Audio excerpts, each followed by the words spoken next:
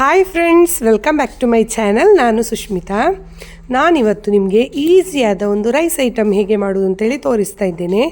ಇದು lemon rice.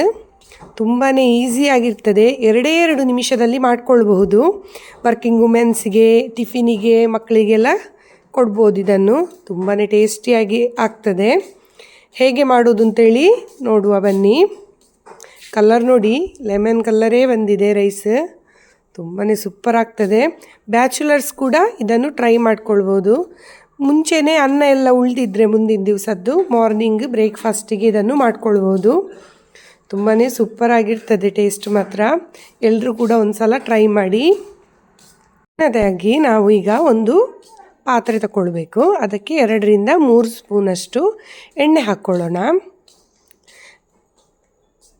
ನೀವು ತುಪ್ಪದಲ್ಲಿ ಬೇಕಿದ್ದರೂ ಮಾಡ್ಕೊಳ್ಬೋದು. ಅದಕ್ಕೆ ಸಾಸಿವೆ ಸಿಡಿದ ಮೇಲೆ ಅದಕ್ಕೆ ಕಡಲೆಬೇಳೆ ಹಾಗೆ ಸ್ವಲ್ಪ ಉದ್ದಿನಬೇಳೆ ಹಾಕ್ಕೊಳ್ಬೇಕು. ಇದು ಸ್ವಲ್ಪ ಕಲರ್ ಚೇಂಜ್ ಆಗಬೇಕು, ಅಲ್ಲಿವರೆಗೆ ಫ್ರೈ ಮಾಡ್ಕೊಳ್ಳಿ. ನಂತರ ಇದಕ್ಕೆ ನಾನು 2 ಹಸಿಮೆಣಸಿನ್ಕಾಯಿ ಹಾಕ್ತಾಯಿದ್ದೇನೆ. ನಿಮಗೆ ಖಾರಕ್ಕೆ ಎಷ್ಟು ಬೇಕು ನೋಡಿ ಅಷ್ಟು ಹಾಕ್ಕೊಳ್ಳಿ. ಇದು ಮಾತ್ರ ಸ್ಕಿಪ್ ಮಾಡಬೇಡಿ. ಇದರ ಸ್ಮೆಲ್ ಉಂಟಲ್ಲ ತುಂಬಾ ಚೆನ್ನಾಗಿರ್ತದೆ, ಪರಿಮಳ. ಹಾಗೆ ಇದಕ್ಕೆ 2 ದೊಡ್ಡ ಸೈಜಿನ ಈರುಳ್ಳಿ ಹಾಕ್ಕೊಳ್ತಾ ಇದ್ದೇನೆ. ಈಗ ಇದನ್ನು ಕಲರ್ ಚೇಂಜ್ ಆಗುವವರೆಗೆ ಇದನ್ನು ಫ್ರೈ ಮಾಡಿಕೊಳ್ಬೇಕು. ಇದು ಬೇಗ ಫ್ರೈ ಆಗಬೇಕಿದ್ರೆ ಸ್ವಲ್ಪ ಉಪ್ಪು ಹಾಗೆ ಸ್ವಲ್ಪ ಅರಿಶಿನ ಹಾಕ್ಕೊಳ್ಳಿ. ಆಗ ಈರುಳ್ಳಿ ಬೇಗನೆ ಫ್ರೈ ಆಗ್ತದೆ. ಇದು ಸ್ವಲ್ಪ ಹೊತ್ತು ಇದನ್ನು ಫ್ರೈ ಮಾಡಿಕೊಳ್ಳುವ.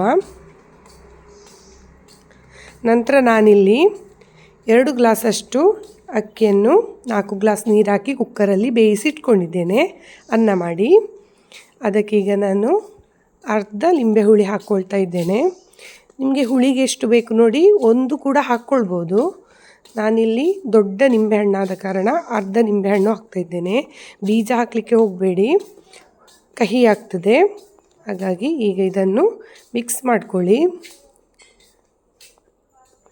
ಚೆನ್ನಾಗಿ ಮಿಕ್ಸ್ ಮಾಡಿಕೊಳ್ಳುವ.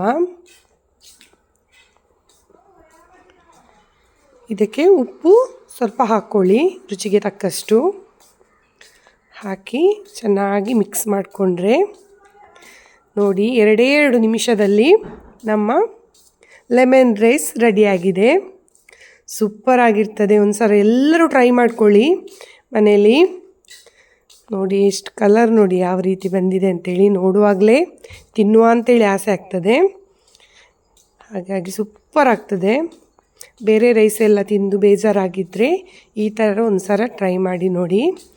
ಸೂಪರ್ ಟೇಸ್ಟಿ ಆಗ್ತದೆ. ನನ್ನ ಮನೆಯಲ್ಲಿ ಅಂತೂ ನನ್ನ ಮಕ್ಕಳಿಗೆ ತುಂಬಾ ಇಷ್ಟ. 3 ಹೊತ್ತು ಕೊಟ್ಟರು ಇದನ್ನೇ ತಿಂತಾರೆ ಮಕ್ಕಳು ಬೇಕಿದ್ದರೆ, ಅಷ್ಟು ಸೂಪರ್ ಆಗಿರ್ತದೆ. ಎಲ್ಲರೂ ಕೂಡ ಟ್ರೈ ಮಾಡಿ. ಈಗ ನಾನು ಇದು ಆಪ್ಷನಲ್, ಬೇಕಿದ್ದರೆ ಮಾಡ್ಕೊಳ್ಬೋದು ಈ ಥರ.